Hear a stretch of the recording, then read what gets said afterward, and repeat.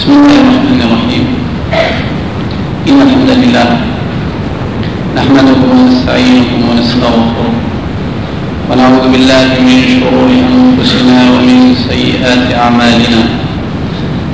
من يهده الله فلا مضل له ومن يضلل فلا هادي له، وأشهد أن لا إله إلا الله وحده لا شريك له، وأشهد أن محمدا عبده ورسوله صلى الله عليه وآله وسلم.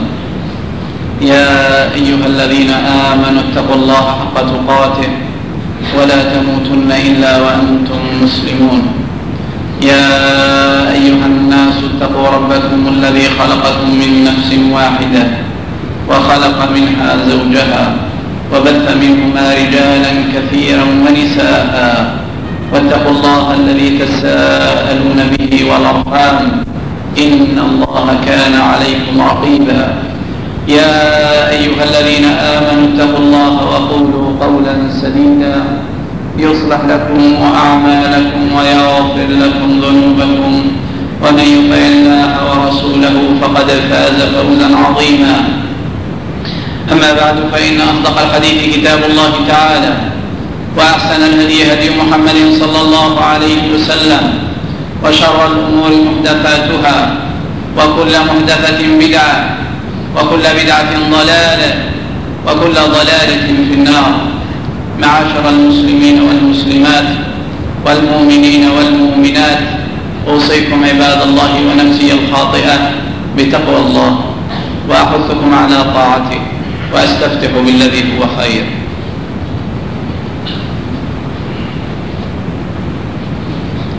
يقول ربنا تبارك وتعالى: وإذا أذقنا الناس رحمة من بعد ضراء مستهم إذا لهم مكر في آياتنا قل الله أسرع مكرا إن رسلنا يكتبون ما تمكرون.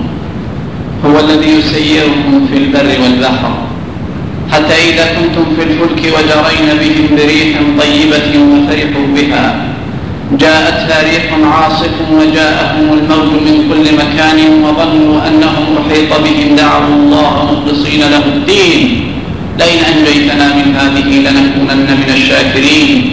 فلما أنجاهم إذا هم يبغون في الأرض بغير الحق. يا أيها الناس إنما بغيكم على أنفسكم متاع الحياة الدنيا ثم إلينا مرجعكم فننبئكم بما كنتم تعملون. إنما مثل الحياة الدنيا كماء أنزلناه من السماء فاختلط به نبات الأرض مما يأكل الناس والأنعام حتى إذا أخذت الأرض زخرفها وزينت وظن أهلها أنهم قادرون عليها أتاها أمرنا ليلا أو نهارا فجعلناها حصيدا كأن لم تغن بالأمس كذلك نفصل الآيات لقوم يتفكرون. والله يدعو إلى دار السلام ويهدي من يشاء إلى صراط مستقيم. مضى معنا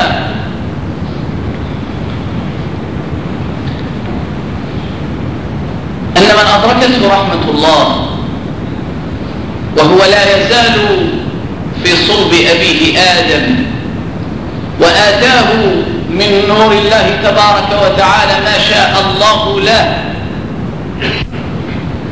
نجا وأفلح وكان مثلا يضرب في الأرض.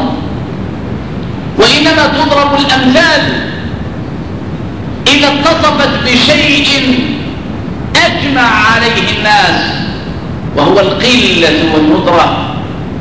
فإذا كان الشيء قليلا وعجزت الأشياء من حوله أن تبلغ شأوه ومنزلته صار للناس مثلا يضرب وصار قدوة تقتفى. ولأن البشرية في تاريخها الطويل عجزت عجزا ظاهرا عن أن تدرك ما أثبتته نبوة محمد صلى الله عليه وآله وسلم في الأرض صار هو القدوة وصار هو الإسوة وصار أصحابه سلفا صالحا يقتدي الناس بهم ويلتزمون أحوالهم في الطاعات والعبادات والمصارعة في الخيرات. ولأنه لا بد من ذكر الضد لأن الضد أو الشيء بالضد يذكر أو الضد بالضد يذكر. فذكر الكثرة الكافرة والكثرة الفاجرة يقتضي بالضرورة أن تذكر القلة الطيبة والقلة المؤمنة والقلة الخيرة. وأنا أتصفح أحوال الناس من حوله صلى الله عليه وآله وسلم راى انتباهي رجل حجيب في أمره قد ذهل عنه كثير من الناس ولم يقفوا عند شيء من أحواله. فأحببت بهذه الجمعة التي أسأل الله أن تكون مباركة علينا وعلى المسلمين أينما كانوا ومن كانوا. قلت أحببت أن أقف عند شيء من حاله أسمعكم بعض الذي أجده في نفسي من أثر هذا الرجل الصالح